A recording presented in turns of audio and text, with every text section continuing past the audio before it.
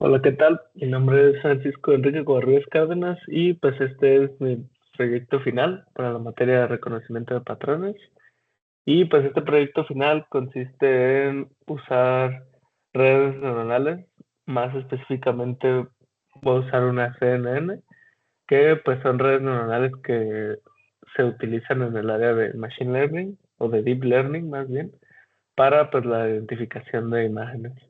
El set de datos que estoy utilizando es este set de Kaggle, que pues es de el lenguaje de señas americano, que espera un poco que ahora, y pues está compuesto de varias carpetas con imágenes del símbolo de la imagen que están reproduciendo. Por ejemplo, este de aquí es el cero.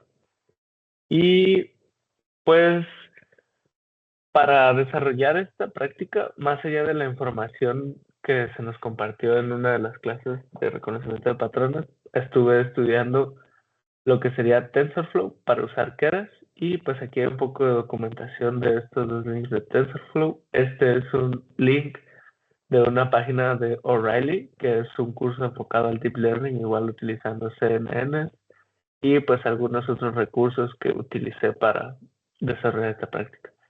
Esta pues es la primera parte donde se hace el import de algunas librerías. Las más importantes para mí aquí pues son las de TensorFlow, Keras, que son los layers y los models. Y pues aquí se hace la impresión de qué versión de TensorFlow estoy utilizando, que es la 2.18.0. Y esta parte o este bloque de código consistiría en el montaje del G Drive para pues poder acceder a los datos, al ASL dataset que pues yo descargué y está en mi Google Drive. Este es un comando de Linux que se puede utilizar aquí en Google Colab. Para utilizar comandos de Linux solamente se necesita agregar este símbolo, que creo que es el de admiración, y pues se hace un ls. Aquí lo que hice fue pues cambiarme de el directorio Content G Drive a Content G Drive, My Drive, ASL Dataset, donde están estas imágenes almacenadas. Y pues como pueden ver aquí, el dataset tiene los números del 0 al 9 y las letras en minúscula, dígase así porque pues realmente siento que no existe mayúscula y minúscula como tal, son pues de la A a la Z. Y pues aquí hago un poco de exploración de lo que es el dataset. Aquí me cambio, siendo un poco más específico, a la carpeta donde están las imágenes que representan el cero, y pues utilizo un PWD para que pues se vea que se está trabajando en esta dirección, y un ls para ver todas las imágenes. O sea, esta es como la cadena de cada una de las imágenes. Y pues siendo un poco más específicos, aquí lo que hago es guardar la imagen, la dirección de la imagen, el nombre de la imagen, para pues después utilizar Matplotlib, enseñar esta imagen que pues para este caso sería el cero. Una cosa que quería hacer al principio como tal era agarrar todas las direcciones y meterlas a una lista para pues así cargar los datos. Pero después descubrí que utilizando esta función de Keras, que es Preprocessing Image, Dataset from Directory, pues te ahorras todos estos pasos. Entonces lo único que tuve que hacer fue guardar el datapath, que pues es Content G Drive, My Drive, ASL Dataset. Y pues a esta función se le mandan los parámetros de datapath, los labels que los infiera. Como pudieron ver anteriormente, pues había carpetitas con cada una de los caracteres o de las letras o de los números, como quieran ver. Entonces, pues a partir de ello va a clasificar las imágenes según sea la carpetita. Y el image size, si bien originalmente estas imágenes son de 256 por 256, y era definir de 128 por 128 para pues que el procesamiento fuera un poco más rápido. Reduciendo la imagen se hace un poco más rápido. Y pues el batch size, por default de esta función, te lo crea de 32 imágenes, pero yo decidí hacerlo de 8 para que fuera igual, pues un poco más rápido este procesamiento, o menos complejo. Y pues nos arroja el mensaje de que existen 2515 archivos que pertenecen a 36 clases. Y pues las 36 clases se pueden sacar a partir de este data.classNames, que yo lo guardo como una K porque en futuros pasos que verán más adelante, esta K es relevante. Y pues los data names también para guardarlos, para hacer una impresión. Y pues como pueden ver, estos 36 corresponden a del 0 al 9, números y pues de la A a la Z caracteres. Y escalar los datos, la única escalación que hice aparte de el image size fue cambiar las imágenes a escala de grises. Y hice esto por fines de que el procesamiento pudiera ser un poco más ligero, porque si no haces esto, encuentras un error de que tipo segmentación, o sea, de que ya consumiste los recursos que son gratis de la nube de Google Colab. Entonces, pues para no llegar a ese límite de consumir estos recursos, pues los escalé a escala de grises. Y pues eso lo hago con esta función y lo único que hago es utilizar un punto map para que se ejecute con los, con toda la información dentro de data. Y pues para utilizar este paradigma se necesita utilizar iteradores de datos y pues estos los proporciona NumPy y es básicamente solo utilizar el data.asNumPy iterator y pues ahí ya te genera el iterador. Y pues como pueden ver aquí un poco, siendo un poco más específicos, este batch, que como se había predefinido antes es de 8 imágenes, podemos ver que si bien aquí ya están las imágenes de cada una de las imágenes con su etiqueta, por decir está 2, 20, 16, 20, pues podemos ver que no está respetando como tal la A, la Z, la B, el 2, las está como codificando según la inteligencia o el paradigma, pues quiere. Entonces, este como tal fue un problema que yo detecté al principio, pero al momento ya como de mostrar bien los datos, se autodecodifica esta parte. Y pues igual aquí está el batch, que pues son las imágenes, ¿no? 28, 2 y así sucesivamente correspondiente a este primer batch. Y pasamos a la parte que es de división de este dataset, por así decirlo. Y pues aquí yo lo dividí en, déjenme actualizar esto, es en 70 para training, 15 para validación y 15 para test.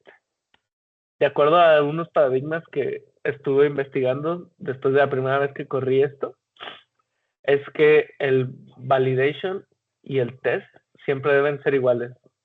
Entonces, por eso cambié estos de estar en 20 y 10 a 15 y 15. Y pues aquí lo único que estoy haciendo es tomar o definir esto que sería pues el 70, el 15 y el 15.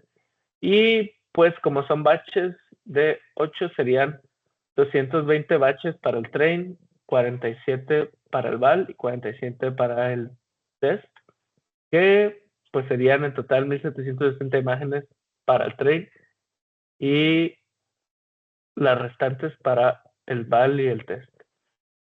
Y pues esta es la parte interesante donde realmente ya se dividen en train, val y test con esta función de take y skip. Lo que se pasa es el tamaño. Por ejemplo, aquí el train size se pasa de 220 y aquí el val size de 47 y el test size igual de 47.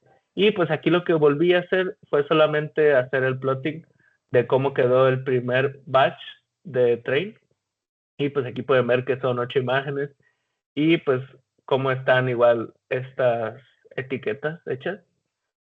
Y esta es la parte interesante que es la definición del modelo de esta CNN. Y pues básicamente la entrada se define de 128, 128 y un canal.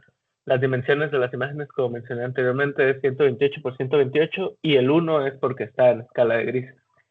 Y pues las capas convolucionales, la primera es una capa convolucional de 32 filtros con un tamaño de 2x2 y la función que yo estoy utilizando aquí de activación es ReLU y el padding estoy utilizando el same porque este padding lo que hace es no modificar la imagen, no modifica el tamaño de la imagen, entonces lo que yo no quería era modificar las imágenes. Después un batch normalization y de nuevo una convolución con la misma estructura que la anterior de 32, 2x2, función de activación ReLU y pues el padding de same, solamente que aquí ya se le empieza a mandar la X para que esté secuencialmente. Y pues básicamente en esencia todas las capas son así, lo único que yo aumento es los filtros, como pueden ver, la segunda capa es de 64 por 64, la tercera de 128 por 128 y la cuarta de 256 por 256. La estructura es la misma, pero lo único que cambia es los filtros que yo estoy utilizando. Y pues después de este dropout y encontramos lo que es la capa densa, que es de 512 y pues su función de activación es la ReLU. Y por último, la última capa densa, que ya es la que trae las etiquetas, o sea, ya con esta va a poder pues clasificar, va a saber cómo clasificar con este número de clases. Y la función aquí que se utiliza es softmax. Y aquí está el modelo, como pueden ver es un modelo tipo funcional. Y la compilación, algunos de los parámetros que yo le agrego a este modelo para compilar es el optimizador de Adam, la pérdida loss es sparse categoría cross entropy. Para ser sinceros, esta es como la que vi en todos los ejemplos que estuve checando y más allá de lo que busqué, pues es como que la más apropiada para este tipo de escenario que yo estoy implementando. Y pues las métricas dándoselas de accuracy. Aquí finalmente es donde ya se hace el fit del modelo y pues se utiliza el train, de validation data se utiliza el val o la división de los datos en su época, en su segmento de validación. Y pues yo puse 50 épocas. Esto ya está corrido, pero si pueden ver aquí, pues fueron 18 minutos, me parece, de todas estas épocas que se corrieron. Pero pues al final el modelo llega a un 98% de accuracy, una pérdida del 0.05, si lo quieren ver así, una precisión en la validación de un 97% y en la pérdida en la validación de un 0.16%, si lo quieren ver así. Y esta gráfica representa las pérdidas, cómo van cambiando según sean las épocas. Como pueden ver aquí, la pérdida en las primeras épocas estaba muy disparada, estaba sobre el 3, yo diría que como en un 35, si podemos ver acá arriba. Sí, estaba en una pérdida de 6.86. Y pues lo lógico, o lo que se busca siempre con estos modelos es que entre más épocas, pues esto disminuya. Y aquí se puede ver que sí disminuyó, a excepción de aquí en la época tal vez 33, las pérdidas volvieron a dispararse, pero volvieron a bajar. Y aquí como para la época tal vez 45, la pérdida de validación se volvió a disparar, pero ya llegando a la época 50, pues volvió a disminuir. Y esta grafiquita sería la de la accuracy, y pues igual, de la accuracy se espera que en las primeras épocas sea bajo, pero en las últimas sea alto, y pues como pueden ver aquí también esto se cumple. Y hay cierto relación, si podemos ver aquí, en cómo aquí aumentó la pérdida de la validación y aquí disminuyó el accuracy de la validación. Entonces, pues podemos ver que en la época 33, 34, por decir un número, fue cuando bajó. Pero pues al final de cuentas, llegando a la época 50, fue cuando más se acercó al 1 o al 100%. Y esta función de model.summary es para ver, pues, un resumen, por así decirlo, de cómo funciona el modelo. Aquí algo que a mí me llama la atención es que podemos ver que el total de parámetros que tiene esta red neuronal convolucional es de 26.794.286, de los cuales 8.930.788 son entrenables y 1.920 son parámetros no entrenables y pues parámetros de optimización son 17.861.578. Y llegamos a la parte importante para mí, que es hacer predicciones, ¿no? Evaluar realmente qué tan bueno es esta red neuronal para hacer predicciones con imágenes que nunca ha visto. Y estas son las predicciones que realizó con todo el set de datos de predicciones. Y pues como podemos ver, hay un rendimiento muy bueno. Tomando de ejemplo tal vez el primer batch, podemos ver que no se equivocó en ninguna. Está el predicted, por ejemplo en esta de C, y pues el true label es C. Igual aquí pues el predictor es 6 y el true label es 6, y así sucesivamente. Pero si queremos ver un poco más los errores sin necesidad de, por ejemplo aquí, predijo una L y pues la realidad es que era un 3. Si queremos ver realmente qué tan bueno es, necesitamos ir a la matriz de confusión que está aquí abajo, donde, dejen, abro esta imagen en una nueva pestaña para verla. Podemos ver aquí dónde se equivoca. Por ejemplo, aquí en la Z podemos ver que hubo 2 veces que una Z la confundió, se predijo, perdón, un 1 cuando en realidad era una Z. Y pues podemos ver a lo mejor que tal vez en el 4 es donde nunca se confundió. Hizo 21 predicciones y las 21 fueron un 4, las 21 fueron verdaderas. Entonces, con esto podemos ver realmente dónde se confunde un poco más. Aquí también podemos ver que la W, su etiqueta verdadera, en algún punto predijo un 6. Entonces, esto nos sirve para ver realmente pues qué tanto se equivocó. Y el reporte de clasificación está aquí un poco más abajo. Y básicamente el resumen de este reporte de clasificación es que pues tiene una accuracy de 95%. Entonces, pues podemos ver que es una accuracy alto. Y esto básicamente nos quiere decir que el modelo predice correctamente la mayoría de las veces, casi todas las clases. Tal vez aquí, como pudimos ver, en la W se equivocó alguna vez, en la Z se confundió alguna vez, entonces eso nos ayuda como a verlo un poco más concreto. Y algunas conclusiones o retos a los que yo me enfrenté, pues son los siguientes. Pues al principio decidí no hacer la parte de escalar los datos como tal. Ya en este punto pues se puede ver que los escalé. Pero pues yo no quería hacer eso porque pues todas las imágenes fueron tomadas en un estudio de fotografía, todas me dan lo mismo y pues todas tenían un fondo negro. Pero pues después me di cuenta que a pesar de que tenía todo, por así decirlo, formateado, pues se necesitaba a lo mejor reducirlos por el tiempo de procesamiento o los recursos a los que yo tenía acceso de manera gratuita con Google Colab. Y fue por lo mismo esto, este error se me hizo demasiado curioso, nunca lo había visto hasta que hice este modelo, que pues al principio, como ya lo había comentado, estaba utilizando los 3 canales y su formato original, y esto ocasionaba que el tiempo de procesamiento fuera demasiado alto. Y pues Colab me daba este error, Resource Exhausted Error. Entonces, para ello, tuve que cambiar el batch size, hacerlo más pequeño. Tuve que trabajar con las imágenes en la escala de grises, que ya lo comenté anteriormente. Y pues las imágenes eran de 256 por 256 y las reduje a la mitad. Y pues con eso ya pues pude terminar de compilar el modelo y pues pude obtener los resultados que se ven en esta práctica. Y pues un breve resumen otra vez, el modelo en su última época arroja el accuracy de 98.98, con una pérdida de 0.5, si quieren verlo así, con una accuracy de 97% y con un val accuracy de 97% y un val loss de 16%.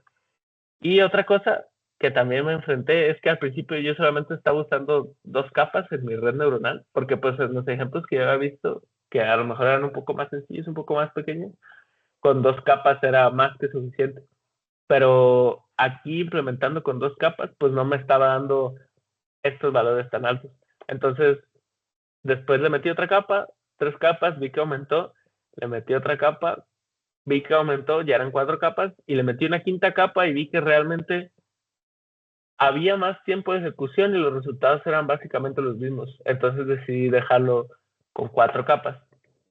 Y algunas de las conclusiones a las que yo llego con esta práctica es que existe un buen rendimiento analizando estas nomenclaturas o estos porcentajes. Existe un buen rendimiento en este modelo debido a que la accuracy y el val accuracy son elevados. Y pues esto demuestra que tanto la validación como el entrenamiento el modelo está generalizando bien.